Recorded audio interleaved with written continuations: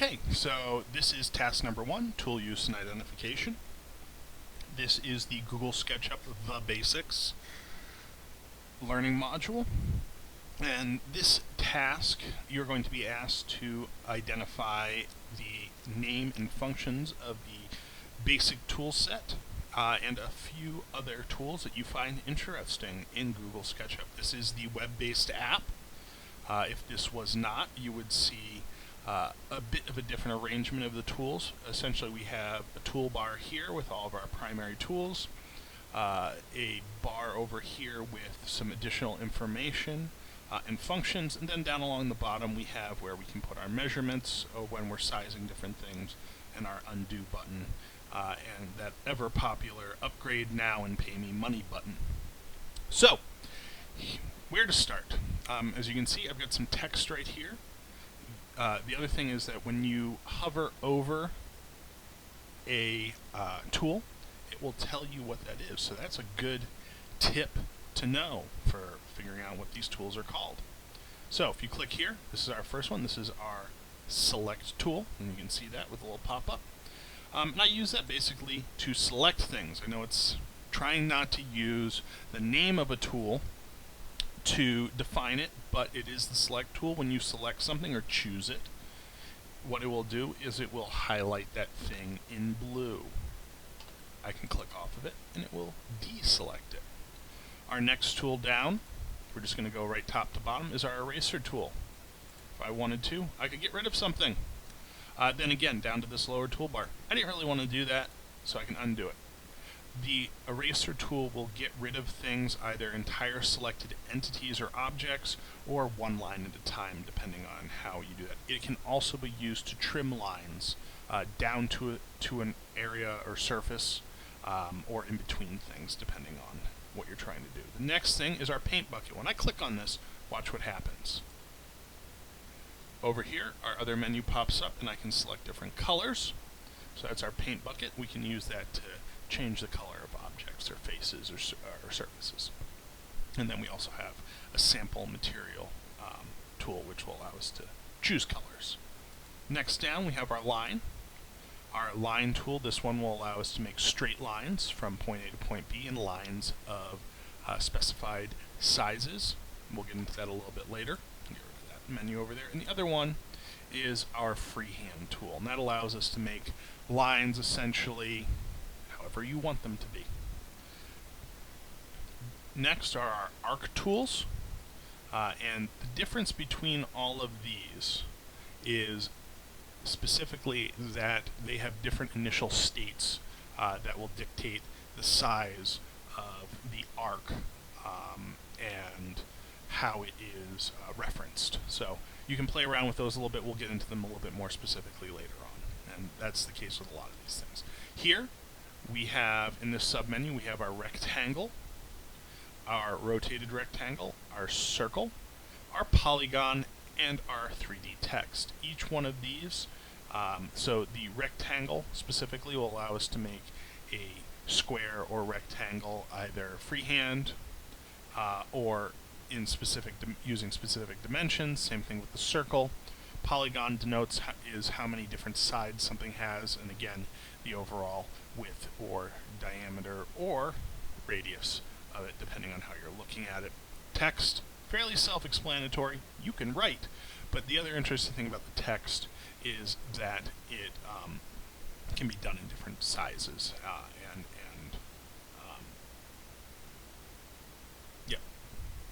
and then finally, our rotated rectangle allows us to put a rectangle kind of out of that 90-degree parallel plane orientation that you would see with the normal rectangle tool. And the reason for that is that the rectangle tool, as I said, parallel 90 degrees mainly, and there's always an exception, but this allows you to more accurately place that. Okay, on to the next one. Our push-pull tool, follow me, and offset. So starting at the top, push-pull, it allows for us to extrude a shape or a face. And an extrusion, which is a really good word and one that you should know for using any CAD program, is an outline or excuse me, a shape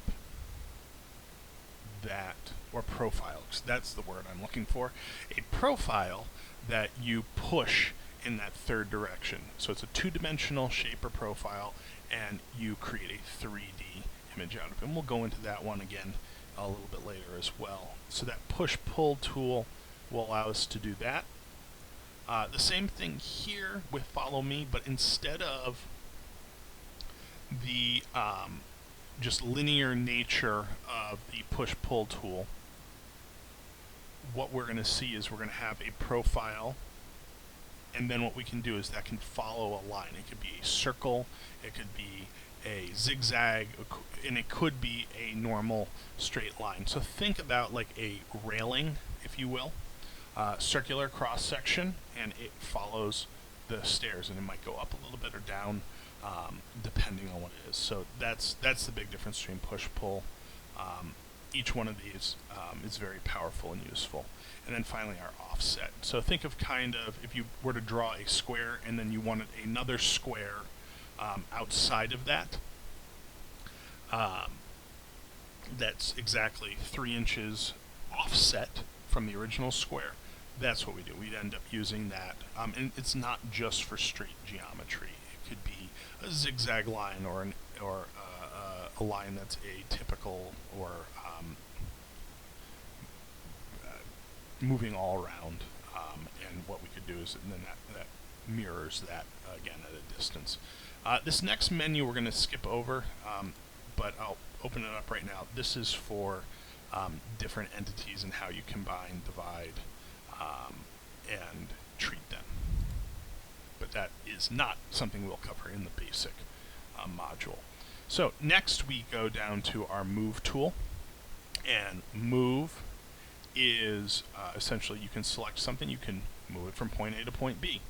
The other thing you can do is, and this is another one we'll get into in a little bit more in depth, it allows for additional manipulation of those objects that you create in SketchUp.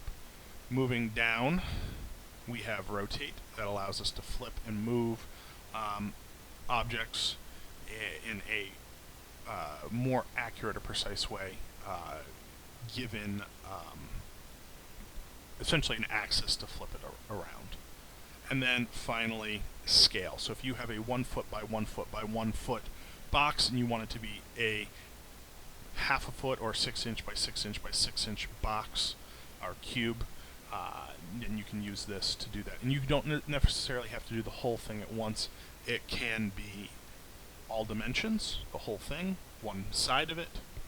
And so again, another very valuable tool.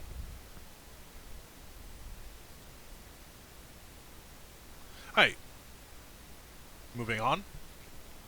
Tape measure.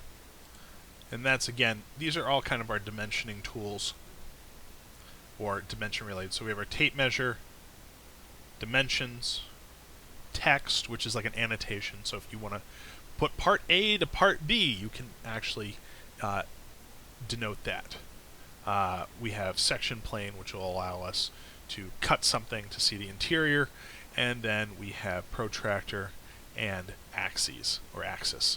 The tape measure and the dimensions are the two ones we are going to mainly be focusing on here. These other ones, though not discussed in this basic module, are also good to be aware of. It might be something you want to explore more on your own.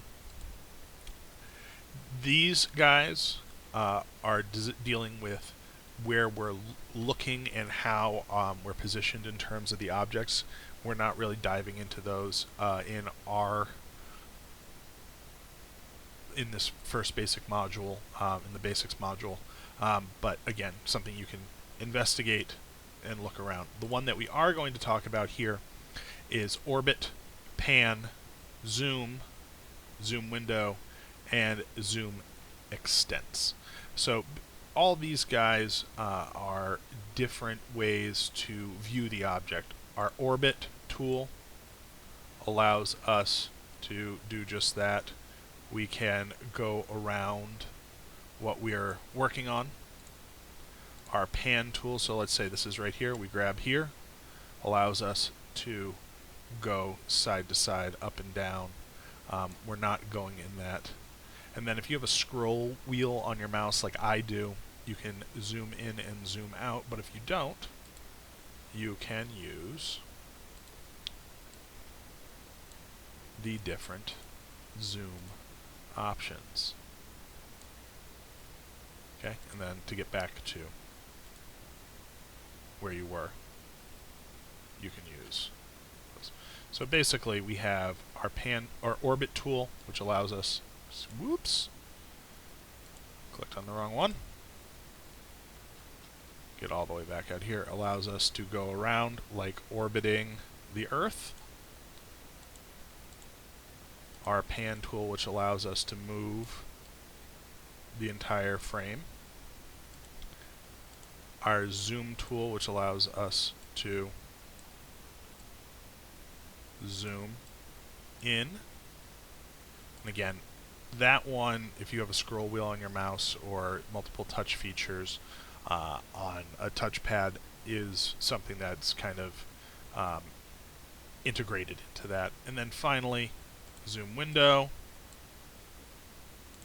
and zoom extents, which is basically going from one side of our object that we have there to the other. So, let's see where we stand on things. We've gone over pretty much the entire basic tool set. With that said, you will be starting here and we'll be moving on to other things as you progress through the task list. Okay, that's it for right now. This was task 1, tool identification. Tool use and identification. See you in the next task.